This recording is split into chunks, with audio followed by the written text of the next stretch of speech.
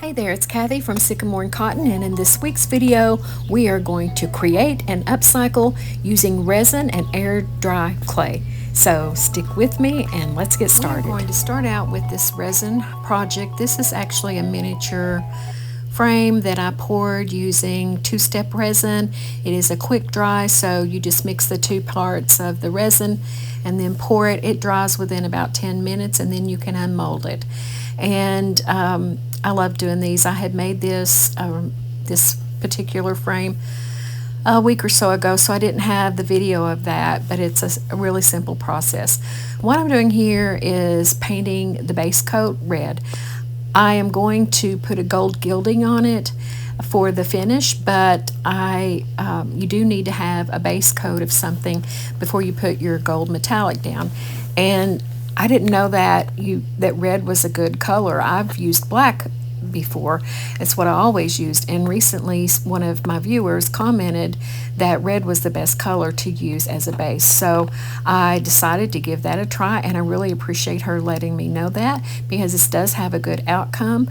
And maybe in a future video I can even do one that shows the difference between the colors that you start out as a base. But anyway, this coat of red goes on really well. I'm using Waverly. I don't remember the name of it, but it is Waverly brand chalk paint.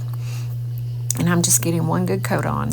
So now I've given that a chance to dry, and because these frames don't have a back on them, I'm now cutting a piece of cardboard for the backing on this frame.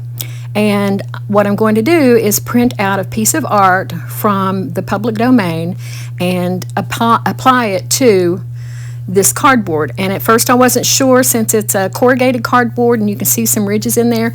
It turned out fine. So if that's a concern that you have, maybe at least for a smaller piece like this, it really was no problem at all. And here I thought I was measuring it up, or rather doing a straight edge with it, and it turned out not so straight edge, but it worked anyway. But here I am using my X-Acto knife to cut through it, and it didn't go all the way through, so I'll use my scissors to finish up the cutting.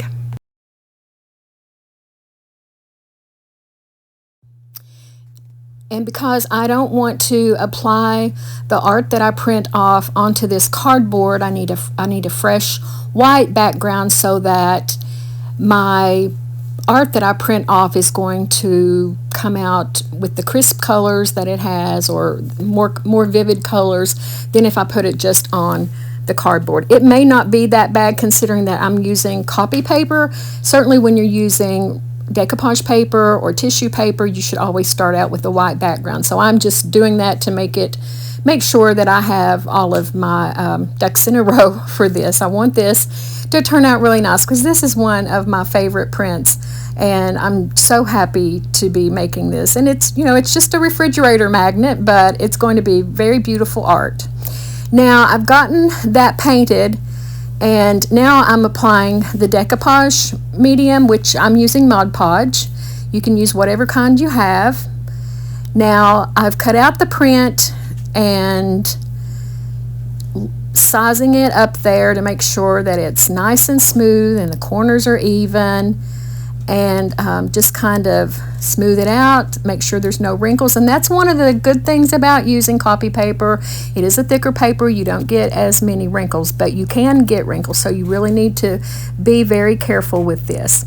And now I'm just applying the rest of the decoupage, and I'm not applying it too heavy, because heavy is when you do get some problems. And I'm just applying a nice even coat, not a thin coat, not a heavy coat, just a medium coat of the Mod Podge.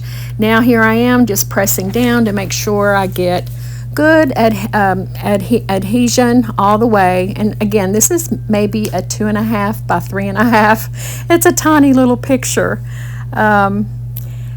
But this picture, and you can't really see it that well right now, but it is a landscape photo, and it looks like it could be any little country road right here in my home area. So that's what makes it appeal to me so much. Now I'm applying another coat of Mod Podge. Again, it's a fine coat, and I'm using that kind of oh, I can't think of the word for this kind of brush. But I think it works really well to put a nice thin layer. And I don't do a whole lot of the Mod Podge on this. I'm just getting a little bit on there. I think that it ends up looking like an art canvas when it's finished, and that's from the Mod Podge, and actually I think the cardboard has something to do with that as well.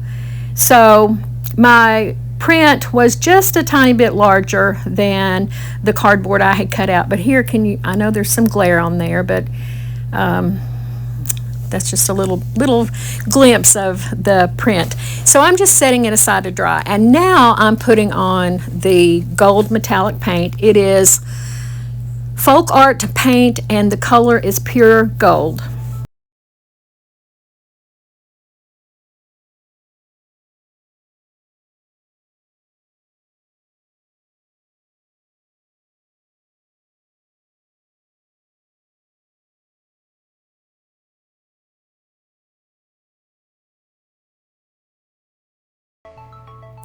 Now I do end up putting 2 to 3 coats on here. It's very important that you get it dry between each coat of paint. So I pulled out my hair dryer, and you can see that sheen of red showing through that gold. It's really pretty. This second coat of gold is going to make a big difference, and then there are a few places where I will go back, maybe where I didn't get a good coverage with the paint, or my brush strokes or something. I missed a spot. So it does take at least 2 coats and just a little bit more here and there.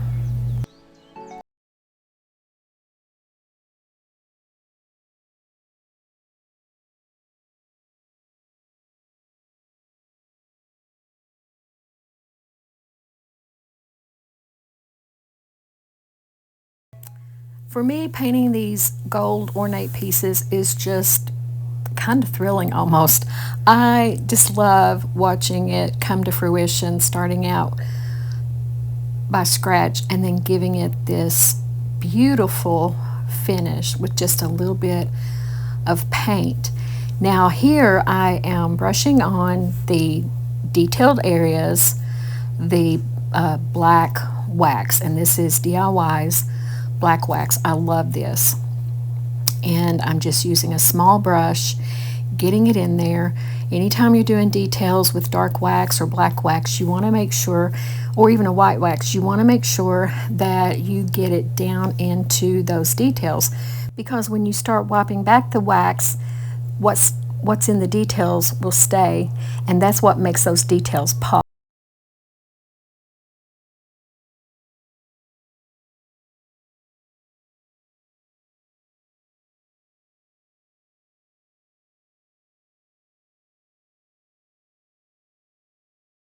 To add the art, and I started by putting just a dab of hot glue in each corner and thought that I had it lined up perfectly, but as it turns out there was just a little space on one end that you could see through, so I had not gotten it lined up perfectly. And it's a good thing I had just put the dots, because I was easily able to pull that up, then reposition it, and at that time I used a line of hot glue along the top and just situated it like that with just that along the top. Then I put some along the end of each side and then along the top as well. I didn't put any at the bottom because there was a little bit of overhang there, and it wouldn't have made a difference for me to put it right there along the cardboard.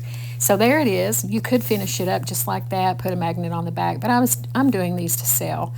Although this one's on my refrigerator, and I'll probably keep it on my refrigerator.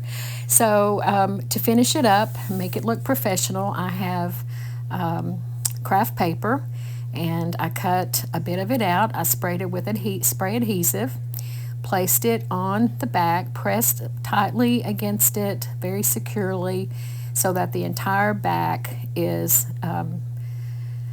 adhered to the frame as well as the back of the canvas. And to trim down the overhang of the craft paper, I will just use, like we do in decoupage, I will use my sandpaper and just go through there, sanding down, sanding across, and very gently pulling away the overhang. And that way it has a perfect fit with the shape of the frame. This is kind of satisfying to do. And normally a 220 grit paper is what you can do with that.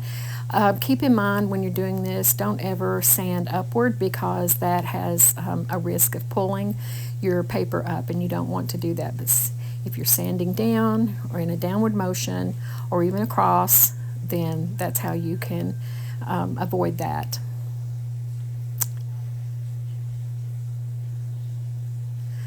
I can't do anything without rub and buff. And with this just, it's very close to what's there, but it just adds a little bit more dimension. It's just another layer for your eyes to grab onto. And I actually, here I'm putting it on, I thought I was going to have to use a brush. I think I end up using my fingers, I can't remember, but just along the edges where the sandpaper had sanded just a little bit away of the paint, I'm just using my rub and buff to, yeah, here's where I just decided it's much easier just to go ahead, go along all four edges with some rub and buff on my finger and sharpen up those edges again. And the last thing I have to do is apply the magnets. You probably could get by with just the one magnet. They're pretty strong, but I did put two on there, and this is finished. Is it not beautiful? These will be available in my Etsy shop as soon as I get a chance to make up a few sets.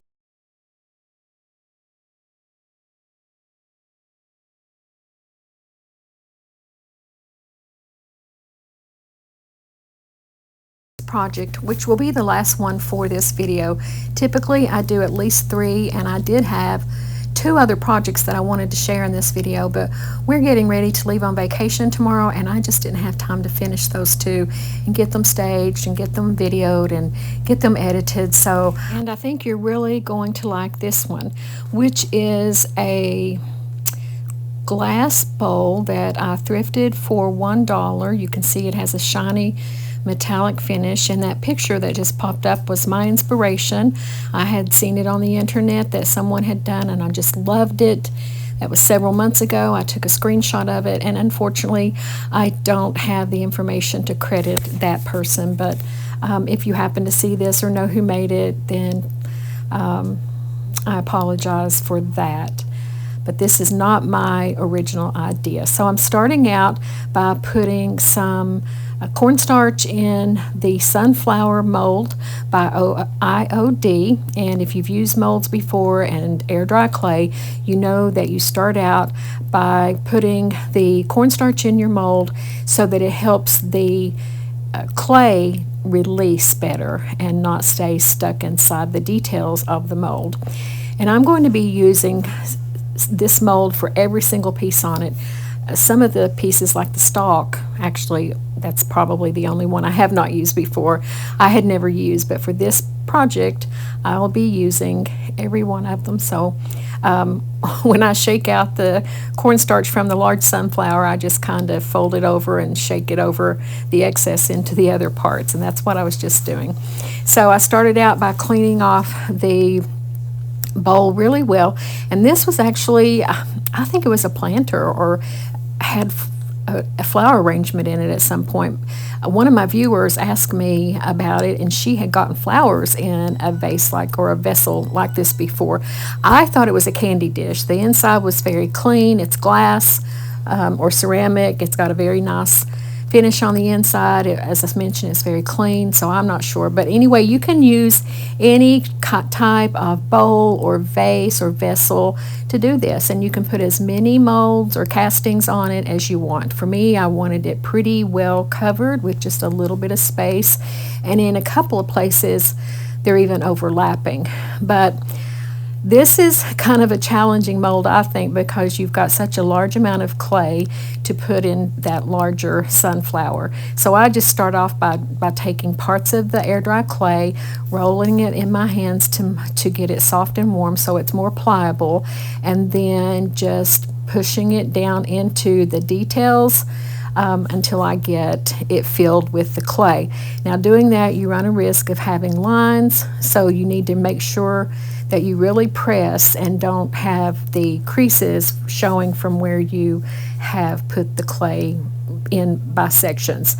I could have started with a larger piece, but this is how I've done it before and it works for me.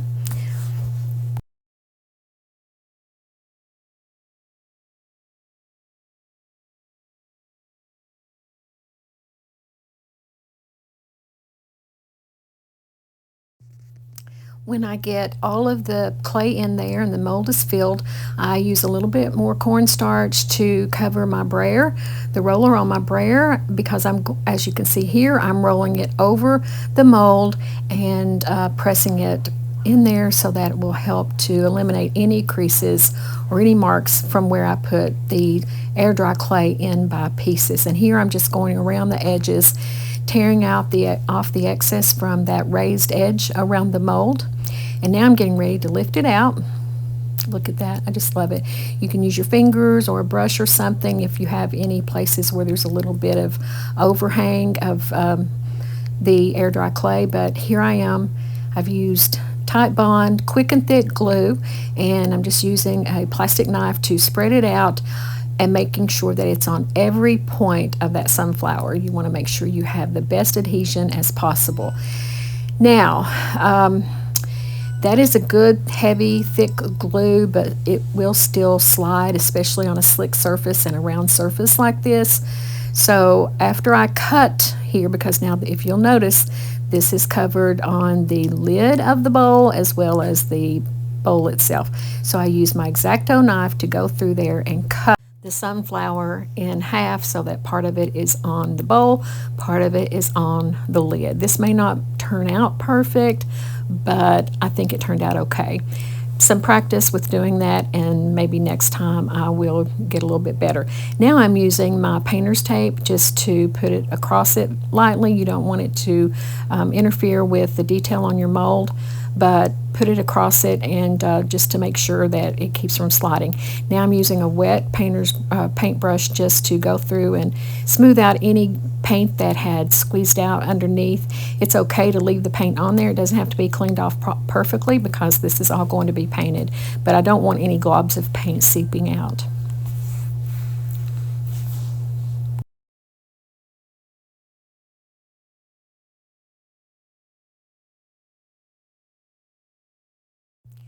And I just keep going with that process, making the castings one or two at a time and placing them on the bowl and building on that as I go. I didn't have any specific way of placing the different castings. I just, like I said, one at a time, worked on those and just built the design as I went along. And as I mentioned earlier, you can use as many of the castings or as few as the castings as you want.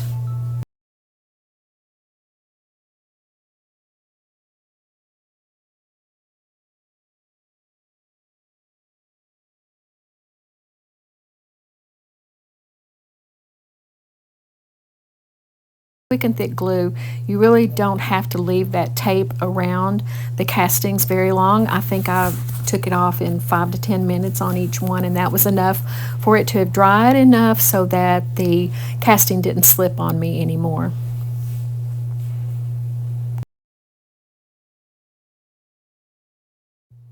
If you've never used the IOD molds or haven't used molds before at all, the IOD molds have a lip around each mold or each shape in the mold, and that makes it really easy to get a nice detailed edge on the castings. However, there may be a little bit that still remains, so you can use your fingers just to kind of smooth it down. Here though, I am using an X-Acto knife just to cut out some of the places where I had not gotten it smoothed away well enough. But normally there's not very much on there at all, and I don't think it makes that much of a difference because of that lip. There's not that much, but I do kind of like to smooth it down.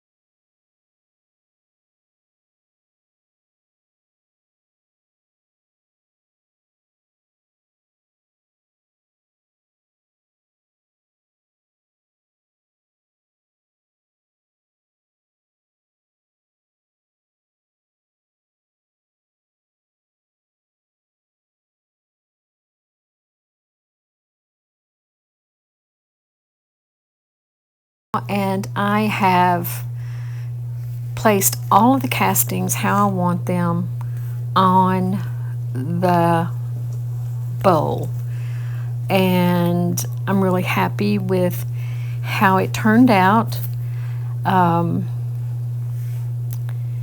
As you can see, I've got quite a few castings on there, but I did leave a little bit of space here and there. And look at my hands. This is what your hands look like. And I was cleaning my hands between glue and air dry clay and all of that. But you can't work and keep clean hands when you're doing this kind of work.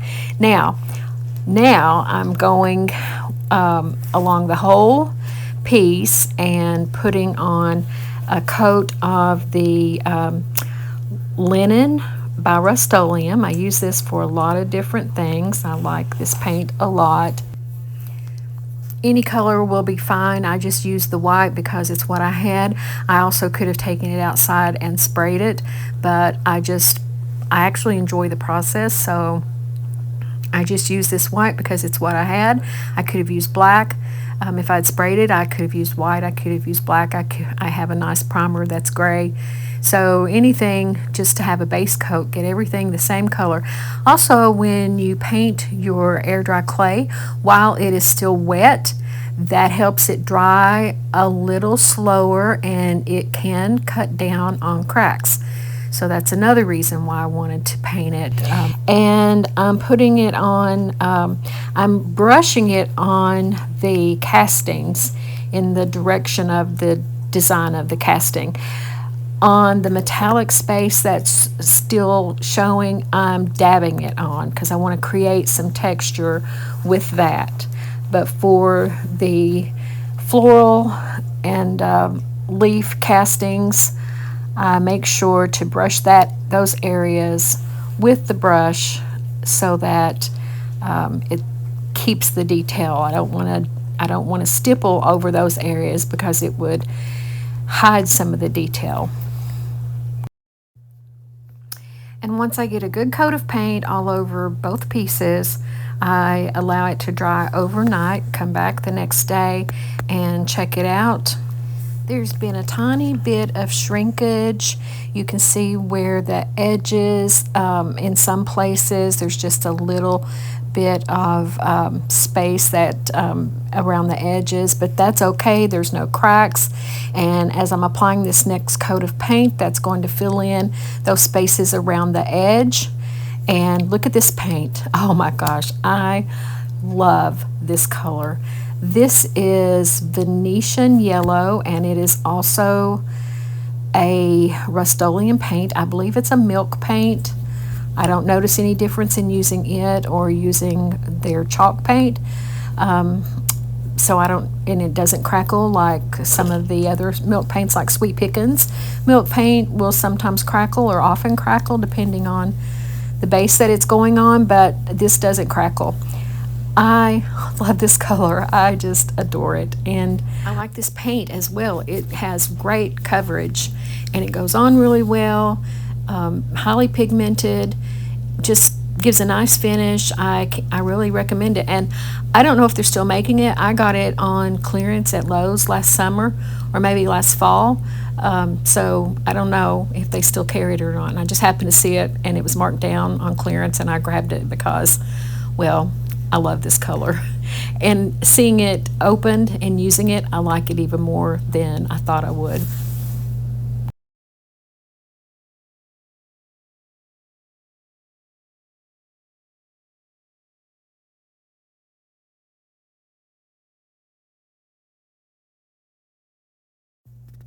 After that first coat has dried, I could have moved on to the next step, which would have been applying wax, but I decided to put a second coat on. I think I could have gotten away without doing that, but I wanted to make sure I had a really full and lustrous, rich finish. And like I said earlier, I do enjoy the painting process, so I go ahead and put on a second coat. And after that has dried, I then apply a coat of clear wax. Now what I have here is Waverly clear wax, and I have used other clear waxes that work just as well, but this is all I have on hand right now. I need to put an order in for some of my other waxes, but this worked just fine. So I get a good clear coat on of that and then move on to the next step, which is antiquing wax. Since I will be wiping back the excess dark wax, I'm getting out some wet wipes and also pulling off a piece of shop towel. And I start applying the dark wax. It is actually a brown antiquing wax. It is also by Waverly. I wasn't sure about, well, actually I was very sure.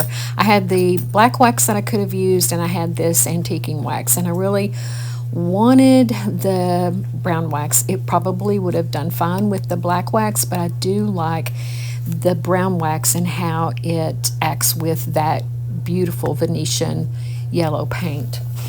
So I'm putting that on there, making sure it gets down into the details, because when you wipe away that excess wax, what stays down in those details is really what shows the beauty of those details. It's really what makes it all pop.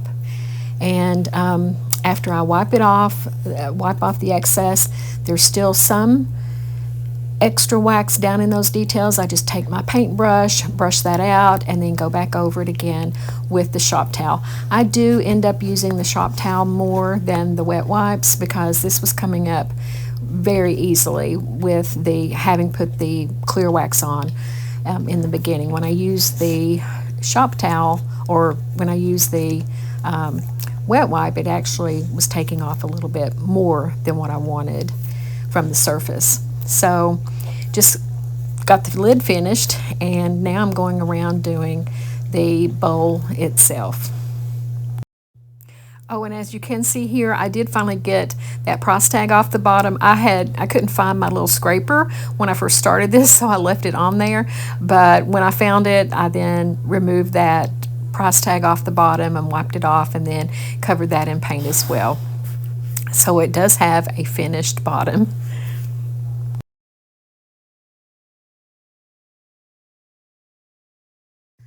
Getting the antiquing wax on just right is a process of applying wax, taking it off, or wiping it back rather, maybe applying more wax, wiping it back, brushing it out, smoothing it off, wiping it down, adding more wax, using a clean brush to smooth out some puddles of wax. It's just a process of add and take, add and take. And that's how it is with in a lot of the work that I do in upcycling projects and painting and waxing. You're adding, you're taking away, you're adding, you're taking away, until you get to the finish that you like. And I love the finish that this process gave this beautiful bowl.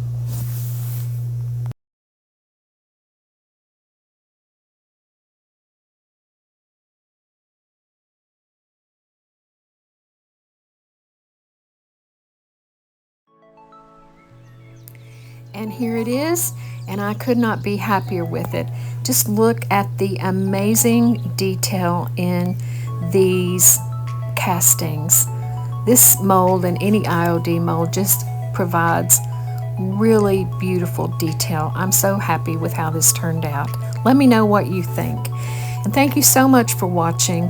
I hope that you've been inspired. I hope that you enjoyed both of the projects that I shared with you in this video. If you got anything of value, please like and subscribe. Help me with my channel. I appreciate all of you who've already done that. I appreciate all of you more than you can know. This channel has taken off recently, and I can't tell you how much that thrills me, and it wouldn't happen if it weren't for you guys. So thank you so much. As I said, we'll be on vacation. My video may look a little different next week. It may involve some of the beautiful beach that we're visiting. I do plan on going thrifting while I'm there, and I hope to get some nice footage of that. I'm hoping to visit a Goodwill bin for the first time ever, and so I'd like to be able to share that with you all as well. So thanks again, and I'll see you next time.